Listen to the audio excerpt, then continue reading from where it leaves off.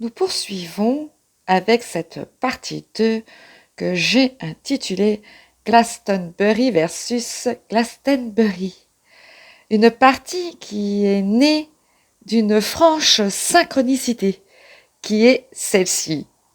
La semaine dernière, alors que je travaillais donc sur cette partie de Glastonbury en Angleterre, euh, j'ai visionné une émission de Lionel Camille sur Nurea TV. Bonjour Guillaume, bonjour Nora, sait-on jamais, peut-être qu'un jour ils vont me regarder. Par contre, bonjour coach, mais heureusement que t'as pas de cheveux sur la tête, hein. Enfin bref.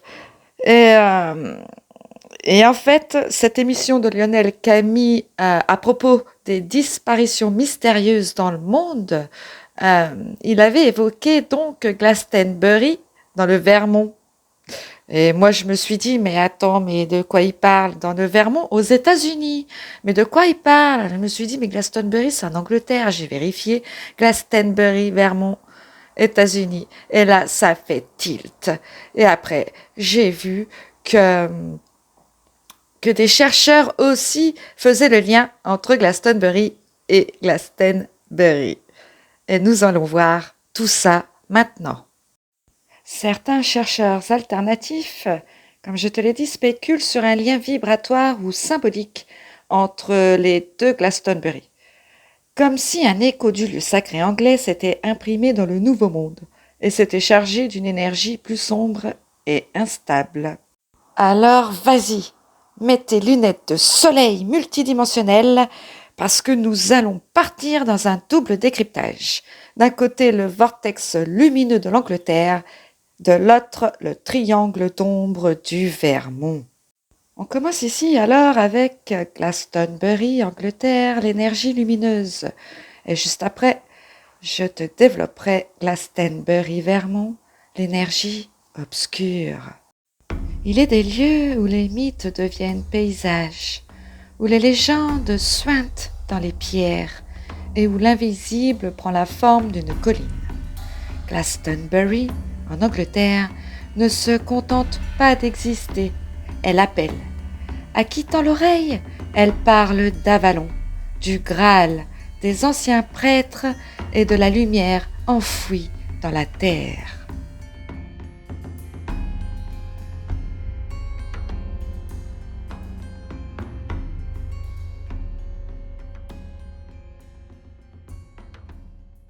Donc tu l'avais saisi, nous allons voir un plan détaillé, nous allons aller plus en profondeur avec Glastonbury dans cette partie que dans la partie 1 des vortex de Glastonbury.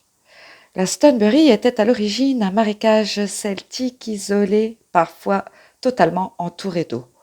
Les Celtes le connaissaient comme Inis Aphallon, l'île d'Avalon. Avalon signifiant probablement île des pommes, fruit sacré lié à l'immortalité. Dans la légende arthurienne, Avalon est le lieu où le roi Arthur est transporté après sa dernière bataille, pour y être guéri.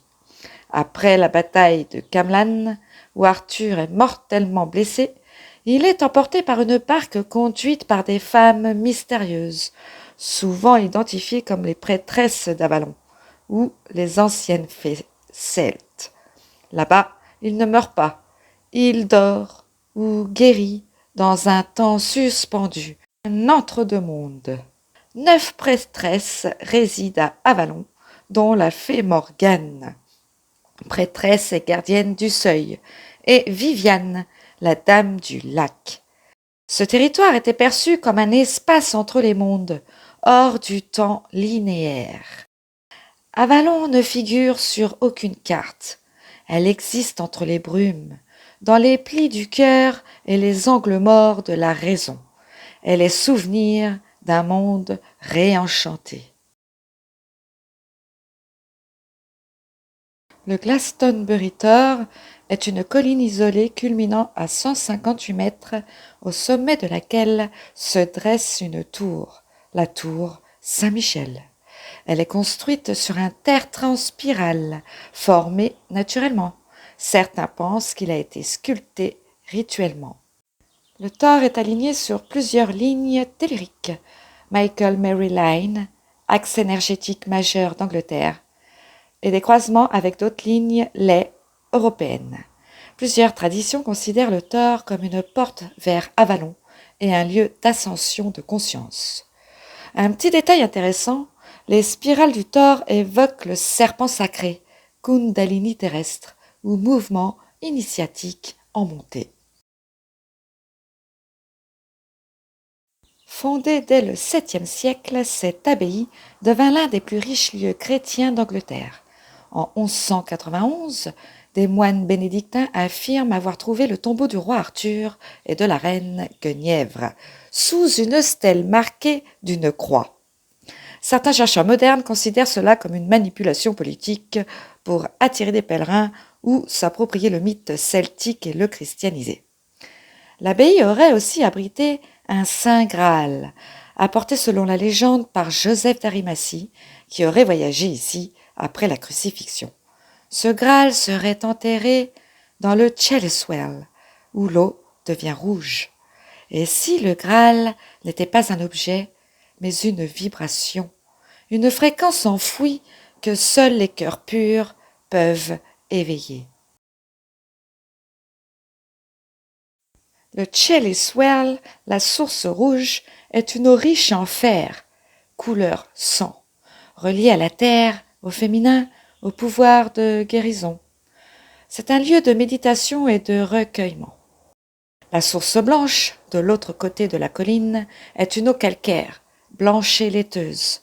Elle est reliée à la lune, au céleste, au masculin sacré. On peut dire que ces deux sources représentent une alchimie vivante, le mariage du ciel et de la terre, l'union intérieure des polarités, ombre, lumière, masculin, féminin. Le symbolisme dirait l'union de ces deux eaux préfigure la réintégration de l'être originel, androgyne et souverain. Depuis les années 1960, Glastonbury attire des néo-druides mystiques, chercheurs, guérisseurs, artistes et des pratiquants de cérémonies Wicca, non merci, celtiques et de Beltane. Le festival de Glastonbury, devenu célèbre, est bien plus qu'un concert.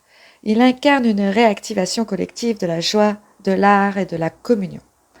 La ville regorge de boutiques ésotériques, d'hôtels libres et de cercles de femmes.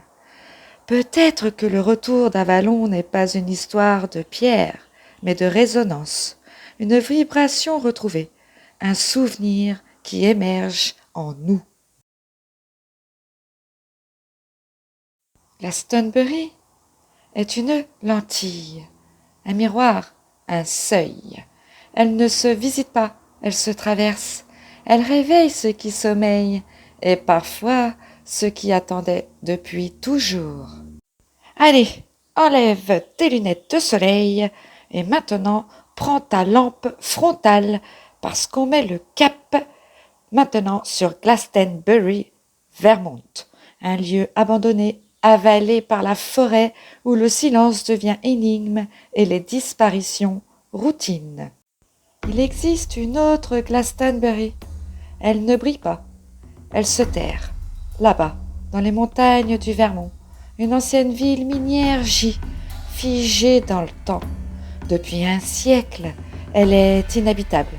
Mieux encore, elle semble rejeter toute présence humaine. Bienvenue dans le triangle de Bennington, un lieu où les gens entrent mais ne ressortent pas toujours. Glastonbury fait partie du comté de Bennington, au sud-ouest du Vermont, aux États-Unis. C'est un ancien village minier devenu ville fantôme.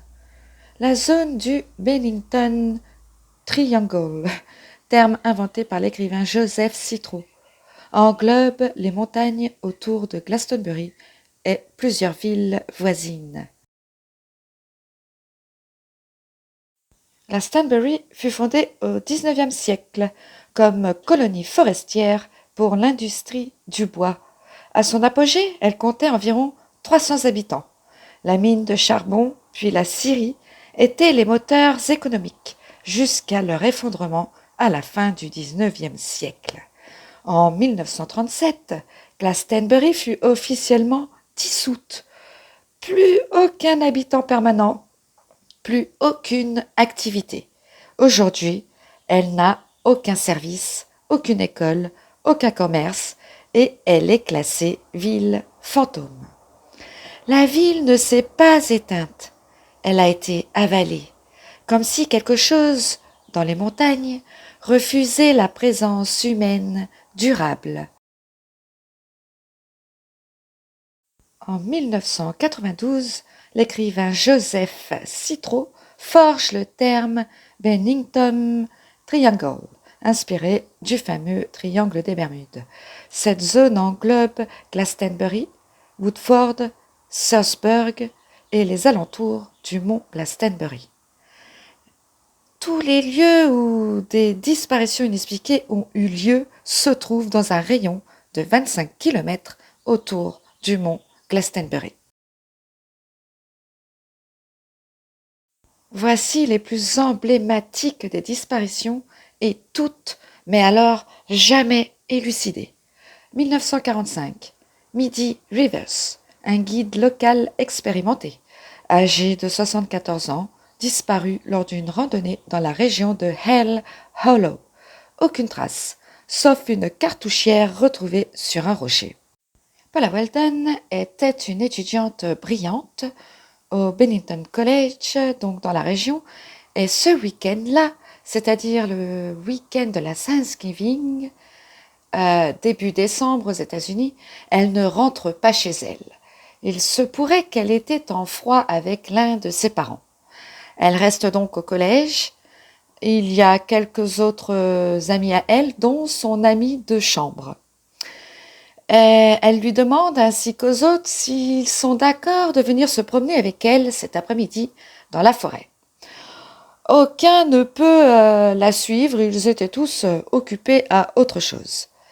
Elle part donc seule se promener sur le long trail. Elle fut aperçue pour la dernière fois par un couple âgé. Des centaines de chercheurs, des chiens pisteurs, le FBI n'ont jamais rien trouvé. 1949, James Tedford, vétéran de guerre, a disparu dans un bus en route entre Saint-Alban et Bennington. Pouf, comme ça, volatilisé. Ses bagages étaient là, il avait été vu assis à sa place, puis plus rien. 1950, Paul Jepson, 8 ans quoi, disparu en quelques minutes. Les chiens pisteurs ont perdu sa trace à la même zone que Paula Weldon. Toujours en 1950, Frida Lange, 53 ans, disparue lors d'une balade à pied. Par contre, elle, son corps fut retrouvé des mois plus tard, dans une zone pourtant déjà fouillée apparemment 6 fois. Aucune explication. Des profils différents, des conditions différentes, une seule constante, l'incohérence totale des faits. Des récits de randonneurs décrivent une perte du sens de l'orientation soudaine, un sentiment d'être épié, voire suivi. Des zones où le silence devient absolu, sans insectes ni oiseaux. Des brumes surgissent d'un coup sans condition météo. Des périodes de blackout, amnésie partielle ou trou de mémoire. Des cas de déshydratation accélérée, même en automne. Certains lieux repoussent la présence humaine pour préserver leur champ vibratoire d'origine ou parce qu'ils ont été détournés. Des témoignages rapportant un homme sans visage vêtu d'un long manteau noir. Des présences tapies dans les bois, des bruits de pas qui s'arrêtent, des flashs de lumière. Des allusions locales à une créature de type Bigfoot, mais plus fine, plus rapide, avec des yeux jaunes. Peut-être un dogman, c'est ce que nous verrons tout ça dans ma saison 3, c'est-à-dire la prochaine après cette saison de géographie sacrée. à ne surtout pas rater. Enfin bref. Et certains récits d'Amérindiens parlent d'un esprit dévoreur lié au mont Glastonbury, protecteur du territoire.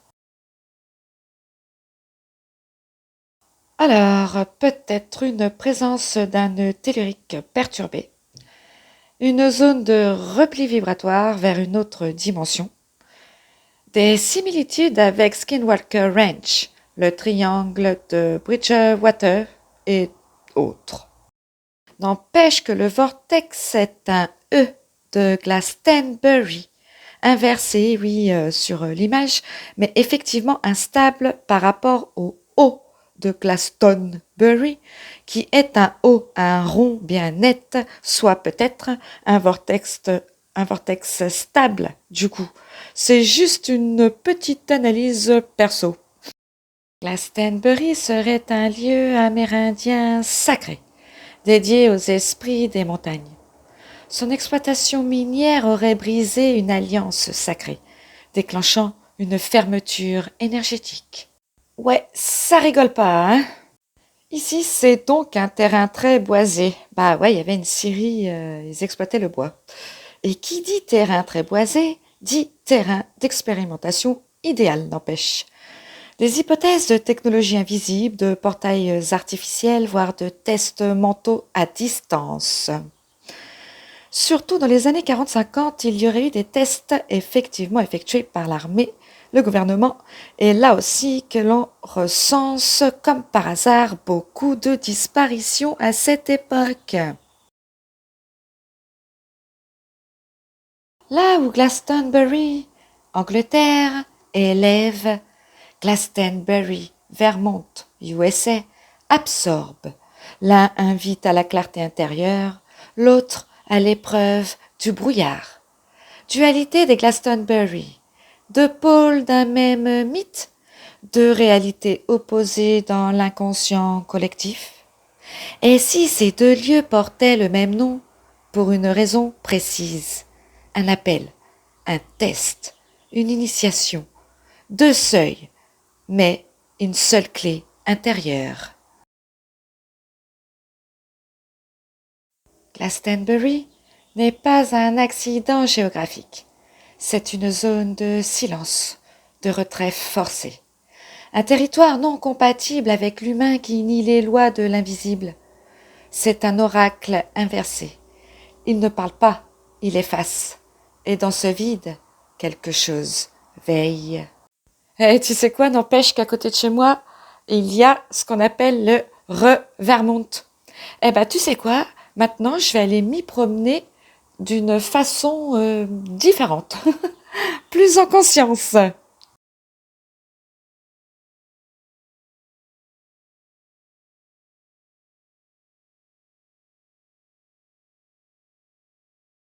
Les montagnes de Glastonbury ne sont pas qu'un théâtre de disparition moderne. Elles étaient déjà évitées, redoutées et respectées par les peuples autochtones bien avant l'arrivée des colons européens. Et leurs récits, bien que peu documentés officiellement, parlent un langage que l'intuition sait lire entre les lignes.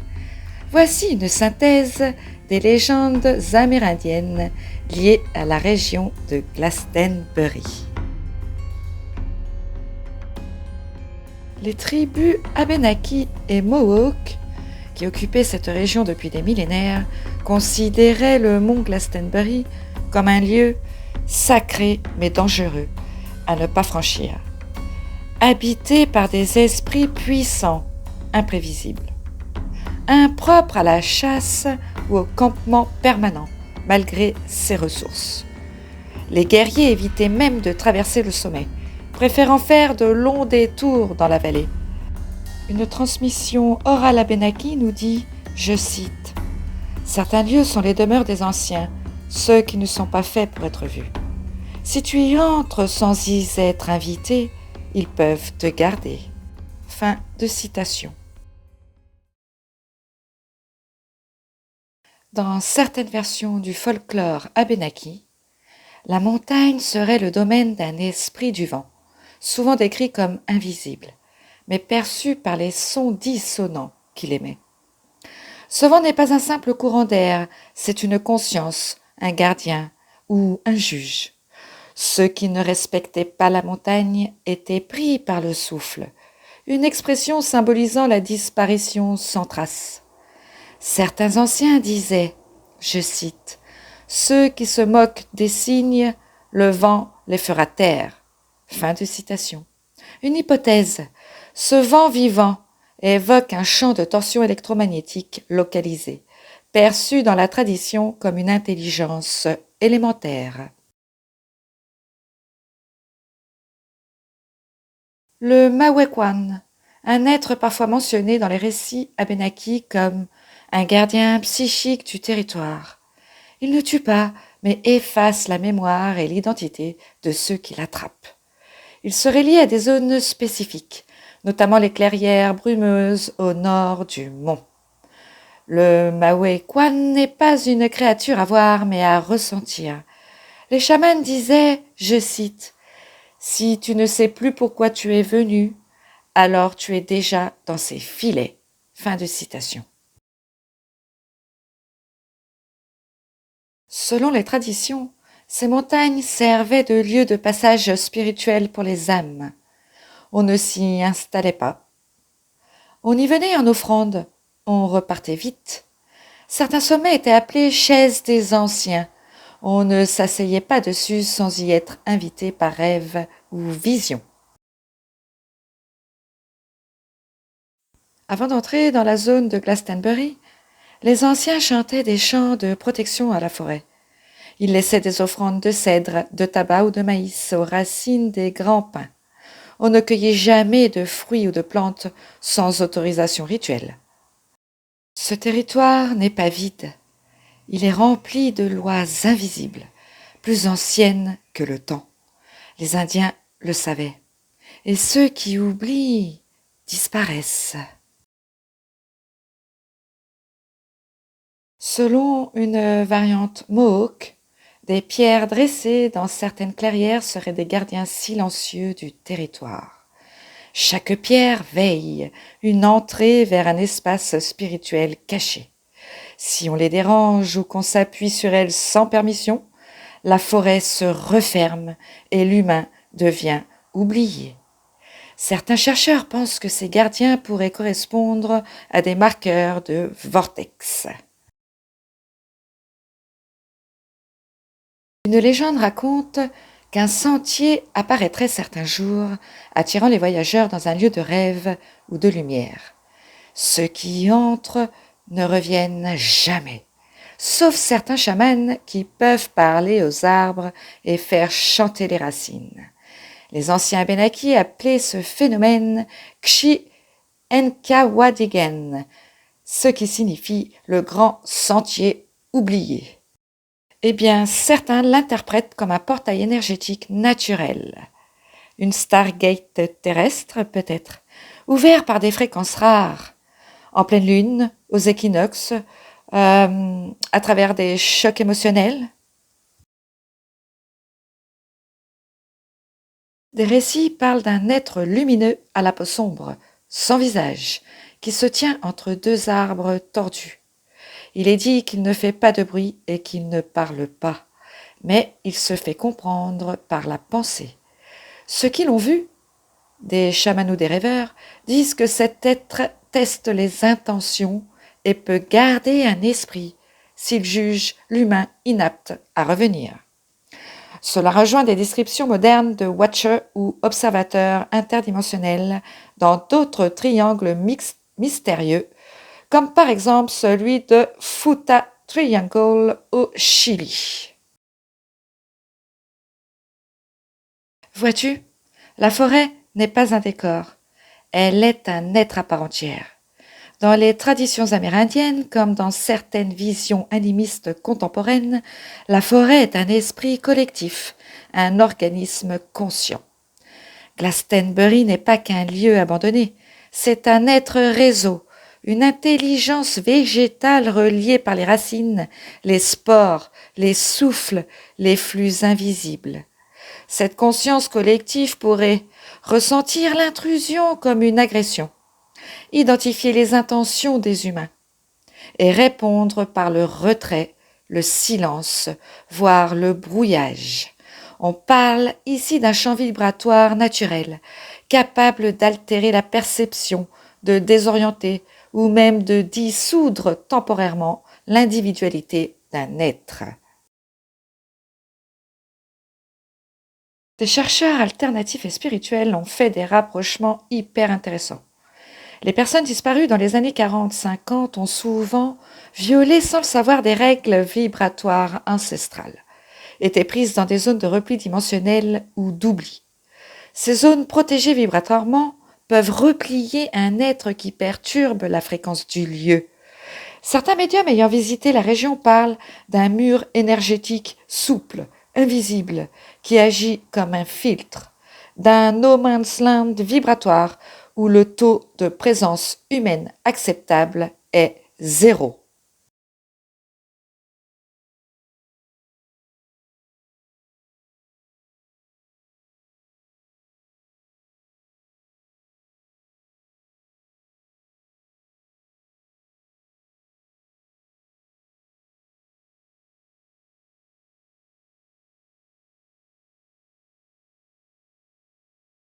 Maintenant, imagine que les racines des arbres soient connectées par des filaments fongiques, ce qu'on appelle le mycorrhizo, scientifiquement prouvé. Ce réseau végétal communique en temps réel, transmettant signaux de stress, de danger ou d'information. Les émotions humaines non filtrées, peur, avidité, désespoir, désaccordent ce réseau. Ajoute à cela des siècles de croyances autochtones qui nourrissent un égrégore puissant, un champ de conscience invisible, une sorte de gardien forestier collectif, tissé d'histoires, de prières, de récits oubliés.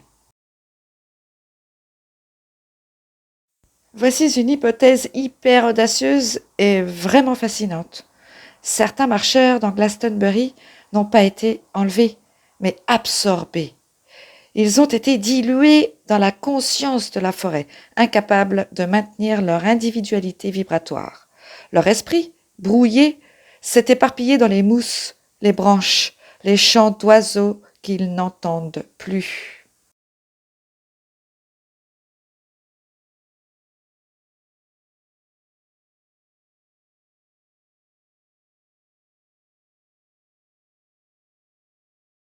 Certains lieux forestiers, dont le mont Glastonbury, seraient donc des interfaces entre des mondes, des zones tampons où le voile entre dimensions est plus mince, des états de conscience autant que des lieux géographiques. Et dans ce contexte, si l'humain ne vient pas en alignement, il n'entre pas ou il se perd au point de ne plus revenir.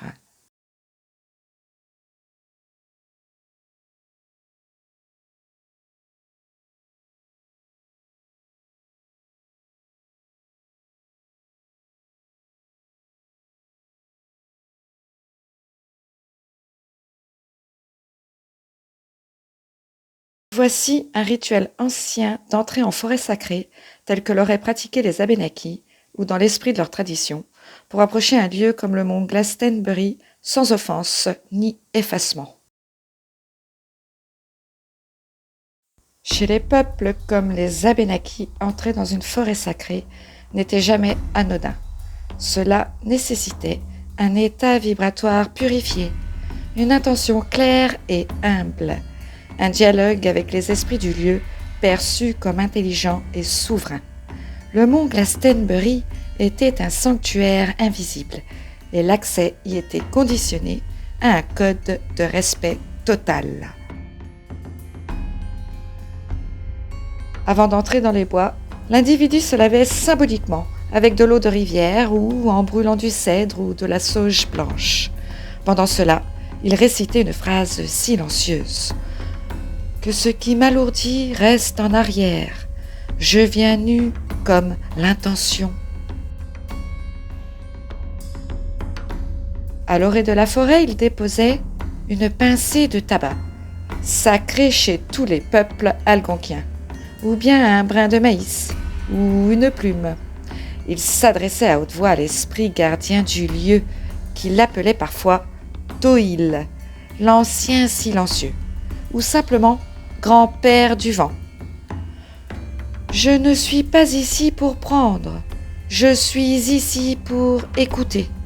Si mes pas sont lourds, ralentis-moi. Si mon esprit est bruyant, fais-le taire. Je viens pour apprendre à voir. Il entrait ensuite pieds nus et en silence, marchant lentement pour demander la permission à chaque pas. Le premier oiseau vu ou entendu était un signe. S'il fuyait, présage de mauvais signes, demi-tour. S'il restait ou chantait, c'était une entrée acceptée. Avant de franchir une clairière où tout lieu vide et calme, il entonnait un chant simple, sans mots, juste une vibration, un ton monocorde accompagné d'un tambour léger ou de frappes sur la poitrine. L'objectif étant se rendre visible aux entités bienveillantes et prévenir les autres. Exemple de chant. Aeowa Shunao.